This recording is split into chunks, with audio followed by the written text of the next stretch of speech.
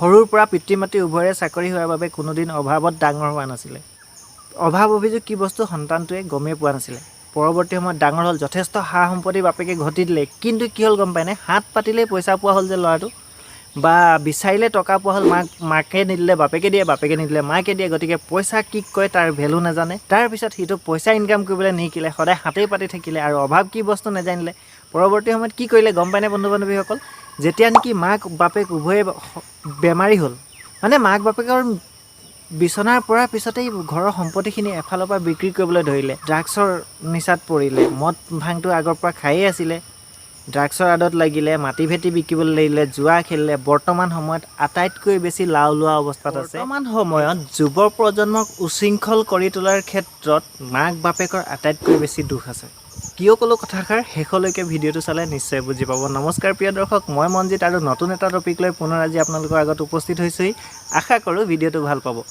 প্ৰিয় দৰ্শক, আমি আটাই কৈ থাকোঁ যে যুৱ প্ৰজন্ম আটাইতকৈ বেছি বৰ্তমান সময়ত উশৃংখল হৈ পৰিছে। তেখেতসকলে যাহ তাহ অসামাজিক কাৰ্যকলাপৰ লগত জড়িত হৈ আহিছে। ইয়াৰ আঁৰতে হৈছে কি? বিভিন্ন ধৰণৰ সুলভ নিচাজাতীয় সামগ্ৰীসমূহ। কিন্তু প্ৰিয় দৰ্শক, আপুনি গম পায়নে? নিচাজাতীয় সামগ্ৰীসমূহটো বাৰু এটা কাৰণ হয়েই, কিন্তু এই কাৰণসমূহৰ আগতে দুটামান মূল কাৰণ আছে, যিবিলাকৰ বিষয়ে আজিলৈকে কোনো মেইন ষ্ট্ৰীম মিডিয়া নাইবা বিশেষজ্ঞসকলে আলোচনা কৰা নাই বুলি মই ভাবোঁ। আৰু যদি আপোনালোকে ক'ৰবাত আলোচনা কৰা দেখিছে, তেনেহ'লে এই বিষয়ে কমেণ্টত জনাব। প্ৰিয় দৰ্শক, এই ক্ষেত্ৰত মই আপোনাক ক'ব বিচাৰিছোঁ যে ৰিচেণ্টলি মই এটা এনেকুৱা ধৰণৰ মিটিং এখনলৈ গৈছিলোঁ, য'ত নেকি আলোচনা কৰা হৈছিলে যে যুৱ প্ৰজন্মই বৰ্তমান সময়ত কেনেকুৱা ধৰণৰ অসামাজিক কাৰ্যকলাপৰ লগত জড়িত হৈ আছে আৰু তেখেতসকলক নিয়ন্ত্ৰণ কৰিবলৈ কি কৰা হ'ব। তাত বিভিন্ন ধৰণৰ এক্সপিৰিয়েঞ্চ থকা বিভিন্ন ধৰণৰ বিশেষজ্ঞসকলে তাত মতামত আগবঢ়াইছিলে, আৰু যিটো মতামতত তেখেতসকলে কৈ আছিলে যে, শুনিলে হাঁহি উঠিব আপোনালোকৰ, যে তেখেতসকলে কৈ আছিলে যে মোবাইল ফোনৰ কাৰণে যুৱ প্ৰজন্ম বেয়া হৈছে, নিচাজাতীয় সামগ্ৰীৰ বাবে যুৱ প্ৰজন্ম বেয়া হৈছে, যুৱ প্ৰজন্ম হেনো আজিকালি মাক বাপেকৰ কথা নেভাবে কাৰণে বেয়া হৈছে, মাক বাপেকক সন্মান কৰিব নিশিকিলে কাৰণে বেয়া হৈছে। এনেকুৱা ধৰণৰ যা তা কাৰণ দিলে গোটেই আলোচনা চক্ৰটো মেইন গালু বালু খোলা খুটিৰ তাল হৈ থাকিলে। মানে কেলে অৰিজিনেল কথাকেইটা কোনেও কিন্তু তাত পতা মই নেদেখিলোঁ। গতিকে ভাবিলোঁ ইয়াৰ ওপৰতে ভিডিঅ' এটা প্ৰস্তুত কৰোঁ। গতিকে প্ৰিয় দৰ্শক, মই ক'ব বিচাৰিছোঁ শুনক। প্ৰথম কথাটো হ'ল কি, যুৱ প্ৰজন্মই আজি বিপথে পৰিচালিত হোৱাৰ ক্ষেত্ৰত কিন্তু যুৱ প্ৰজন্মসকলৰ যিসকল অভিভাৱকসকলৰ অভিভাৱকত্বতে দুখ আছে, নহ'লে যুৱ প্ৰজন্ম হঠাৎ বিপথে গুচি নাযায়। আপুনি ভাবিছে নেকি যে মানুহ এনেকুৱা এটা প্ৰাণী নহয় যে হঠাৎ কিবা এটা নতুন এটা কনচেপ্ট লৈ পিনি কিবা এটা কৰিব। নহয়, ইয়াত এটা মিহি মিহি প্ৰতিক্ৰিয়াৰ বিনিময়ত এজন যুৱক বা এটা প্ৰজন্ম বিপথে পৰিচালিত হয়। মনত পেলাওকচোন প্ৰিয় দৰ্শক, আগতে মাক বাপেকবিলাক কেনেকুৱা আছিলে। মই আগতে বুলি কৈ থকাৰ কাৰণে আপোনালোকে নাভাবিব যে বহুত পুৰণা দিনৰ কথা কৈ থাকে। মই আপোনালোকক মনত পেলাবহে কৈছোঁ যে আপোনাৰ পিতৃ মাতৃ, যদি আপুনি এজন পেৰেণ্টছ হয়, আপুনি এজন অভিভাৱকে মোৰ ভিডিঅ'টো চাই আছে, আপুনি মনত পেলাওকচোন আপোনাৰ দেউতাই আপোনাৰ মায়ে আপোনাক কেনেদৰে শাসন কৰিছিল। সন্ধিয়া যদি অকণমান দেৰিলৈকে আপুনি যদি বাহিৰত আছিল, প্ৰত্যেকেই আপোনাৰ খবৰ হয়তো ঘৰত দিছিল যে আপোনাৰ ল'ৰাই আমুকত গৈ আমুকটো কৰি আছে, হয় নে নহয়? প্ৰত্যেকটো কথা আপডেট থাকিছিলে আৰু তাৰ বিনিময়ত ঔকিলো কিন্তু আপুনি খাইছিলে। মনত পেলাওকচোন। কিন্তু বৰ্তমান আপুনি তেনে কৰিব পাৰিছেনে? আপোনাৰ সন্তান ক'ত গৈছে, কি হৈছে, তাৰ খবৰ জানো আপুনি পাইছে? নাই পোৱা, আৰু আপুনি ৰাখিবও নোৱাৰে। যদিও যোগাযোগৰ মাধ্যম বহুত বেছি উন্নত হ'ল, কিন্তু আপুনি আপোনাৰ সন্তানক ট্ৰেক কৰিব নোৱাৰা হৈছে। কিয় গম পায়নে? এই ক্ষেত্ৰত আছে মেইন কথা, আমি মানুহবোৰ প্ৰথমতে অসামাজিক হ'লোঁ। আমি যিবিলাক নেকি পিতৃ মাতৃ, আমি প্ৰথমতে অসামাজিক হৈছোঁ। আমাৰ ভুলৰ বাবে পৰৱৰ্তী প্ৰজন্ম আজি বিপথে পৰিচালিত হৈছে। কিয় গম পায়নে? পূৰ্বতে আপুনি ইঘৰে সিঘৰে গৈ পিনি কথা বতৰা পাতিছিলে, মানুহৰ লগত আহ-যাহ আছিলে, চবেই চবৰ ঘৰলৈ গৈছিলে, যাৰ ফলত কি হৈছিলে, এটা সামাজিক একাত্মতাবোধ বহু বেছি পৰিমাণে আছিলে। আমি চবেই এটা সমাজৰ অংশ বুলি ভাবিছিলোঁ, যাৰ ফলত আপোনাৰ সন্তানকো কোনোবাই নিজৰ সন্তানৰ দৰে শাসন কৰিছিল। বিপথে পৰিচালিত হোৱা দেখিলে বাটতে ধৰি লৈ দুচৰ এচৰ দিছিল। সেইবোৰ মাৰ আমিও খাই থৈছোঁ এটা সময়ত। কিন্তু বৰ্তমান সময়ত এনেকুৱা হৈ গ'ল যে আমি নিজকে এজনে আনজনতকৈ ওপৰত বুলি ভাবিলোঁ, আমি এজনে আনজনতকৈ বিচ্ছিন্ন বুলি পিতৃ মাতৃয়ে ভাবিবলৈ ধৰিলোঁ। তাৰ ফলত কি হ'ল, আপোনাৰ সন্তানক বেলেগ এজন মানুহে নিজৰ সন্তানৰ দৰে ভাবিবলৈ বাদ দিলে, তাকো বেলেগ বুলিয়ে ভাবিবলৈ ধৰিলে। যাৰ ফলত কি হৈছে, যদি কোনোবা এজন ব্যক্তিয়ে আপোনাৰ সন্তানক কিবা এটা অপৰাধমূলক কামত জড়িত হৈ থকা যদি দেখিছে, ঘামো পাইছে, আপোনাক নজনাই, কিয় জানেনে? ধ্বংস হৈছে আপোনাৰ সন্তান, ধ্বংস হৈছে তেখেতৰ কি আহে যায়। এই বস্তুটো কিন্তু আমি পূৰ্বৰ প্ৰজন্মৰ সকলেই আনিলোঁ। আপুনি মনত পেলাওকচোন, আগতে কেনেকুৱা আছিলে? আমাৰ ককা আইতাসকলেই হওক বা আমাৰ দেউতাহঁতৰ প্ৰজন্মটো আছিলে প্ৰত্যেক দিনাখনে সন্ধিয়া সময়ত নামঘৰত গৈ একগোট হয়। অৰ্থাৎ এইবিলাক কাৰ্যকলাপে কি কৰিছিলে যে মানুহবিলাকক এটা ভাতৃত্ববোধৰ এটা মেছেজ দিছিলে। তেখেতসকলৰ মনৰ ভিতৰত ভাতৃত্ববোধৰ এটা ক্ৰিয়া প্ৰতিক্ৰিয়াৰ সৃষ্টি কৰিছিলে, যাৰ ফলত আটায়ে নিজকে সমাজৰ এটা গুৰুত্বপূৰ্ণ অংগ আৰু প্ৰত্যেকৰ ওপৰতে প্ৰত্যেকৰ অধিকাৰ আছে বুলি এই কথাটো তেখেতসকলৰ শিৰে শিৰে তেজে তেজে প্ৰবাহিত হৈছিলে, যাৰ ফলত সমাজখন কিন্তু বিপথে যোৱা নাছিলে বা যুৱ প্ৰজন্ম বিপথে যোৱা নাছিলে। কিন্তু তাৰ মাজতে এতিয়া কি হ'ল গম পায়নে? আমি অতি বেছি বস্তুবাদী হৈ গ'লোঁ।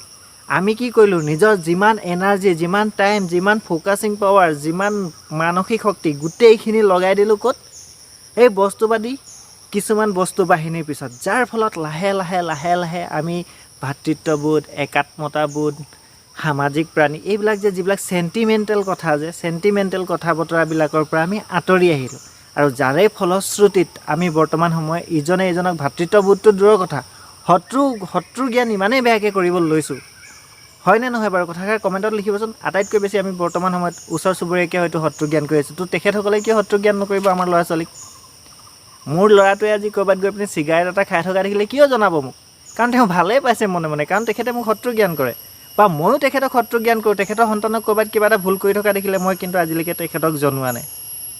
যাৰ ফলতে যুৱ প্ৰজন্মই উশৃংখলতাৰ ফালে গৈ আছে।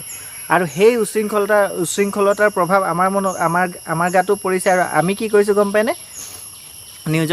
নিউজত বিভিন্ন ধৰণৰ বৰ্তমান সময়ত দেখিবলৈ পাই আছোঁ যে এনেকুৱা ড্ৰাগছ লৈছে, মদ খাইছে, ভাং খাইছে, কিবা কৰিছে। কাৰণ তেখেতসকলক শাসন কৰিবলৈ কোনোৱে নাই, কোনো আপোন মানুহে নাই।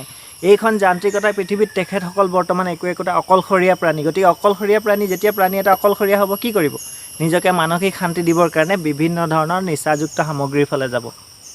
মনত পেলাওকচোন প্ৰিয় দৰ্শক, আপোনালোকৰ ঘৰত পূৰ্বতে কি পৰম্পৰা চলি আছিলে? যেতিয়া ঘৰত খাদ্য গ্ৰহণ, অন্ততঃ দিনটোত এক টাইম খাদ্য গ্ৰহণ কৰোঁতে কি কৰিছিলে? পিতৃ মাতৃ ভাতৃ ভগ্নী খুৰা খুৰী মামা মামীটো দূৰত থাকে বাৰু, যিসকল ঘৰৰ সদস্য থাকে, আনকি বন কৰা যদি কোনোবা এটা ল'ৰা আছে, সিও একেলগে বহি একেখন পাতিতে বহি একেখন মজিয়াতে বহি একে ধৰণৰ খাদ্য খাই পিনি আমি কথা বতৰা পাতিছিলোঁ।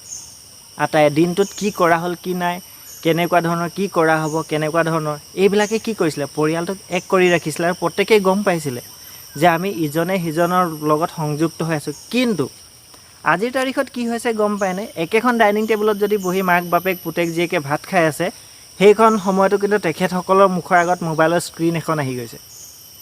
আৰু বাপেকৰ সুধিবলৈ সময় নাই, ল'ৰাটোৱে আজি দিনটো কি কৰিলে, বা ছোৱালীজনীয়ে দিনটো আজি কি কৰিলে, ক'ত গ'ল, কেনেকুৱা ধৰণৰ, দিনটো কেনেকুৱা গ'ল, সেইবিলাক জানিবলৈ কিন্তু বাপেকৰ সময় নাই। কিয়নো তেখেতৰ মুখৰ আগত এখন ডিজিটেল স্ক্ৰীণ ৰখি আছে। আৰু স্ক্ৰীণ ব্ৰাউজ কৰাটো আজিকালি কুলনেছ বুলি তেখেতে ভাবিবলৈ লৈছে। সেইটো কাৰণে আচলতে কি হৈছে গম পায়নে? আপোনাৰ সন্তান বা মোৰ সন্তান মোৰ পৰা বিচ্ছিন্ন হৈ গৈ আছে। গতিকে কিয় ভাবিব? আৰে তেখেতসকলৰ মনত এনেকুৱা প্ৰতিক্ৰিয়াই নাহে যে দেউতাৰ মোৰ প্ৰতি এটাচমেণ্ট এটা আছে বা মাৰ মোৰ প্ৰতি এটাচমেণ্ট এটা আছে। সেই কথাটো তেখেতসকলৰ মনলৈ নাহে। যাৰ ফলতে আপোনাৰ সন্মানৰ কথা নেওচা দি তেখেতসকলে বিভিন্ন অসামাজিক কাৰ্যকলাপত লিপ্ত হ'বলৈ বাধ্য হৈ গুচি যায়। সিদিনা এটা ঘটনা দেখিছিলোঁ, গুৱাহাটীত যে সুৰামত্ত যুৱতী, গাড়ীৰ এক্সিডেণ্ট, এনেকুৱা। এই কথাটো আপুনি মন কৰিছেনে বাৰু? পিতৃ এজন খেতিয়ক, তেখেতৰ সন্তানে গৈ গুৱাহাটীৰ নিচিনা চহৰত বাপেকৰ কষ্ট উপাৰ্জিত ঘাম মচা ধনখিনি সেই অসামাজিক কাৰ্যকলাপত খৰচ কৰিবলৈ তেখেতে কেনেকৈ পাৰিলে? কাৰণটো সেইখিনিতে যে বাপেক মাক বা ল'ৰা ছোৱালীৰ মাজত যিটো এটাচমেণ্ট, সেইটো দিনে দিনে নোহোৱা হৈ গৈছে। আৰু এইবোৰ ক্ষেত্ৰত কিন্তু যুৱ প্ৰজন্মৰ সমানে আমি পিতৃ মাতৃ বা অভিভাৱকো সমানে দায়ী।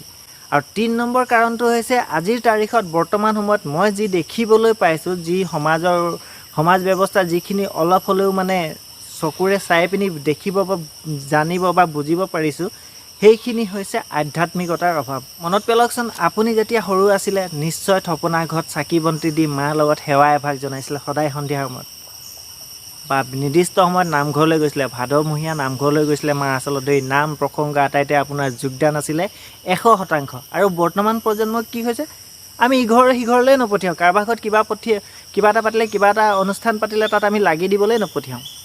নামঘৰত যোৱাটো দূৰৰ কথা, সেইকণ সময়ত গেম খেলি থাকিলেও আমি দম দি নকওঁ যে যা নামঘৰত কিবা এটা পাতিছে তাত গৈ নিজৰ যোগদান দে।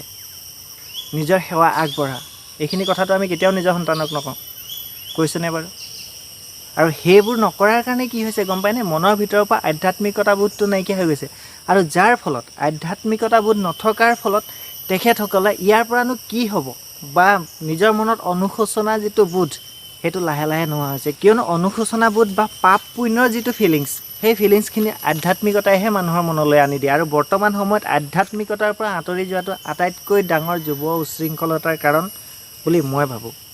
আৰু প্ৰিয় দৰ্শক, সততে অভিযোগ দিয়া দেখা যায় যে আজিকালি মোৰ ল'ৰাই, মোৰ ছোৱালীয়ে মোক সন্মান নকৰে, মোক যা তা কথা কৈ দিয়ে, মোক টানকৈ মুখে মুখে উত্তৰ দিয়ে, কিবা কিবি মোক গালি পাৰে। সেই বুলি কৈ আমি ল'ৰা ছোৱালীকেইটাক দোষ দিবলৈ আৰম্ভ কৰোঁ, যুৱ প্ৰজন্মক দোষ দিবলৈ আৰম্ভ কৰোঁ যে ডাঙৰক সন্মান কৰিব নাজানে। ইয়াৰ আঁৰতে কিন্তু আমাৰ ডাঙৰসকলৰ বহুত ডাঙৰ ডাঙৰ ভুল আছে। কিয় কৈছোঁ শুনক। আপুনি নিজে মদ খাই মাতলামি হৈ পিনি আহি নিজৰ সন্তানৰ মুখৰ আগত ধৰা দিয়েহি। যদি বাপেকে নিজে মদ খাই নিজৰ সন্তানৰ আগত ভৰি পাক খাই পিনি আহে, সন্তানক যা তা অশ্লীল বাক্যবান কৰে, অশ্লীল বাক্যবানে থকা সৰকা কৰে, কওকচোন আপোনাৰ সন্তানে আপোনাক কিয় সন্মান কৰিব? আপুনি তাৰ মনত আপুনি বৃতৃষ্ণা ভাৱ এটা জগাই দিছে। আৰু সেই বৃতৃষ্ণা ভাৱৰে প্ৰতিক্ৰিয়া আপোনাৰ ভাল কথা এটাৰ উত্তৰো কিন্তু তেখেতসকলে গালি পাৰি পিনি নাইবা অভদ্ৰভাৱে দিবলৈ আৰম্ভ কৰে। এইখিনি কাৰণৰ বাবে আমি তেখেতসকলক দোষ দিলে নহ'ব, প্ৰথমতে নিজক সংশোধন কৰিব লাগিব। প্ৰিয় দৰ্শক, সমস্যাখিনি কথাটো আপোনালোকক কোৱা হ'ল, কিন্তু সমাধান কি হ'ব ইয়াৰ? সমাধানৰ বাবে মই ভাবোঁ যিখিনি ঘটনা আজিলৈকে মই দেখিলোঁ বা বুজিলোঁ তাৰ ওপৰত নিৰ্ভৰ কৰি মই কেইটামান সৰু সৰু কথা আপোনালোকক ক'ব ওলাইছোঁ। সেই কথাখিনি হৈছে, সমাধানখিনি হৈছে, চাওক, প্ৰথম কথাটো হ'ল নিজৰ সন্তানক সময় দিয়া আৰম্ভ কৰক। আপুনি যিমানেই ব্যস্ত মানুহ নহওক, কাৰ কাৰণে আপুনি টকা ঘটিছে? পইচা কাৰ কাৰণে? টকা পইচা সা সম্পত্তি কাৰ কাৰণে ঘটিছে? নিজৰ সন্তানৰ কাৰণে ঘটিছে। গতিকে সন্তানক মানুহ কৰি গঢ়ি তুলিবলৈ হ'লে তেওঁক সময় দিয়া আৰম্ভ কৰক। প্ৰত্যেক দিনে অন্তত আপুনি যদি বহুত ব্যস্ত মানুহ, আপুনি যদি ভাৰতৰ আটাইতকৈ বেছি ধনীও মানুহ, তেনেহ'লেও কিন্তু এঘণ্টা সময় আপোনাৰ সন্তানৰ বাবে উলিয়াওক। কিন্তু সেই সময় পঢ়াবৰ বাবে নহয়, অ আ ক খ শিকাবৰ বাবে নহয়, ABC শিকাবৰ কাৰণে নহয়, সন্তানৰ লগত কথা পাতক, বন্ধুত্ব সুলভ ব্যৱহাৰ কৰক। সন্তানে কি বিচাৰে জানিবলৈ চেষ্টা কৰক, বুজিবলৈ চেষ্টা কৰক। প্ৰত্যেক দিনাখনে ঘৰত চাকি বন্তি দিয়াৰ সময়ত সন্তানক লগতে সংযুক্ত কৰক, সৰু অৱস্থাৰ পৰাই। কিন্তু যুৱক অৱস্থাত গৈ পিনি আপুনি কৰিব নোৱাৰে। লগত লৈ যাব, থপনাত চাকি দিওঁতে মাকসকলক কৈছোঁ, লগত লৈ যাব, প্ৰাৰ্থনা কৰাব, কিয়নো আধ্যাত্মিকতাই মানুহক সুস্থিৰ কৰি ৰাখে। নম্বৰ 3, নিজকে সংশোধন কৰক। মদ পানী খাই ঘৰলৈ নাহিব, মদ পানী খাই নিজৰ সন্তানৰ আগত ভৰি পাক খুৱাই নেদেখুৱাব। আৰু নম্বৰ 4, সন্তানে লাগ বুলিলেই কিবা এটা বস্তু ঘপককৈ আনি নিদিব। এইটো মেইন পইণ্টতটো মই আলোচনা নকৰিলে, কথাটো শেষত মনত পৰিছে কাৰণে কৈছোঁ। কিবা এটা বস্তু যদি সন্তানে লাগ বুলি কৈছে, গেজু কৰিছে, প্ৰথমতে দি নিদিব। সন্তানক বুজিবলৈ সময় দিব যে সেই এটা বস্তু ঘটিবলৈ কিমান সময় লাগে। উদাহৰণ এটা দিছোঁ, আমাৰ অঞ্চলতে এজন ব্যক্তি, তেখেতৰ একমাত্ৰ সন্তান আছিলে, পুত্ৰ সন্তান। সৰুৰ পৰা পিতৃ মাতৃ উভয়ৰে চাকৰি হোৱাৰ বাবে কোনোদিন অভাৱত ডাঙৰ হোৱা নাছিলে। অভাৱ অভিযোগ কি বস্তু সন্তানটোৱে গমেই পোৱা নাছিলে। পৰৱৰ্তী সময়ত ডাঙৰ হ'ল, যথেষ্ট সা সম্পত্তি বাপেকে ঘটি দিলে। কিন্তু কি হ'ল গম পায়নে? হাত পাতিলেই পইচা পোৱা হ'ল যে ল'ৰাটো, বা বিচাৰিলে টকা পোৱা হ'ল, মাকে নিদিলে বাপেকে দিয়ে, বাপেকে নিদিলে মাকে দিয়ে। গতিকে পইচা কি কয় তাৰ ভেলু নাজানে। তাৰপিছত সিটো পইচা ইনকাম কৰিবলৈ নিশিকিলে, সদায় হাতেই পাতি থাকিলে আৰু অভাৱ কি বস্তু নাজানিলে। পৰৱৰ্তী সময়ত কি কৰিলে গম পায়নে বন্ধু বান্ধৱীসকল? যেতিয়া নেকি মাক বাপেক উভয়ে বেমাৰী হ'ল, মানে মাক বাপেকৰ বিচনাৰ পৰাৰ পিছতেই ঘৰৰ সম্পত্তিখিনি এফালৰ পৰা বিক্ৰী কৰিবলৈ ধৰিলে। ড্ৰাগছৰ নিচাত পৰিলে, মদ ভাংটো আগৰ পৰা খায়েই আছিলে, ড্ৰাগছৰ আদত লাগিলে, মাটি ভেটি বিকিবলৈ লাগিলে, জুৱা খেলিলে। বৰ্তমান সময়ত আটাইতকৈ বেছি লাও লোৱা অৱস্থাত আছে সেইজন ল'ৰাই। হয়তো আৰু তেখেত মানে ইমানেই নিচাসক্ত যে বৰ্তমান সময়ত তেখেতে আৰু কি কি অপৰাধমূলক কাম কৰিছে হয়তো আমি গমেই নাপাওঁ। কিন্তু এয়া কাৰ ভুলৰ কাৰণে হ'ল? সন্তানটোৱেতো জন্মতে মূৰৰ ভিতৰত ইনষ্টল কৰি অহা নাছিলে ন, যে মই এনেকৈ কৰিম, তেনেকৈ কৰিম, এনেকৈ কৰিম। এয়া একমাত্ৰ পেৰেণ্টিঙৰ ভুলৰ কাৰণে হৈছে নে নাই হোৱা কওকচোন? গতিকে যুৱ প্ৰজন্মক যদি ঠিক কৰিবলৈ হৈছে, প্ৰথমতে আমি অভিভাৱকসকলে নিজকে সংশোধন কৰিবলৈ হ'ল। আৰু অভিভাৱক সংশোধন হ'লেহে শিশু সংশোধন হ'ব, আৰু শিশু সংশোধন হ'লেহে এটা ভাল যুৱ প্ৰজন্ম আমি আশা কৰিব পাৰোঁ। গতিকে প্ৰিয় দৰ্শক, আপোনালোকে যদি মোৰ ভিডিঅ'টো ভাল পালে তেনেহ'লে ফেচবুকত যদি চাই আছে প্ৰফাইলটো ফ'ল' কৰিবলৈ নাপাহৰিব, আৰু যদি ইউটিউবত চাই আছে চেনেলটো ছাবস্ক্ৰাইব কৰি ল'বলৈ একেবাৰে নাপাহৰিব। পুনৰ এটা এনেকুৱা ধৰণৰ টপিক লৈ আকৌ লগ পোৱাৰ প্ৰতিশ্ৰুতিৰে আজি মই মনজিতে বিদায় ল'লোঁ। নমস্কাৰ, জয় আই অসম।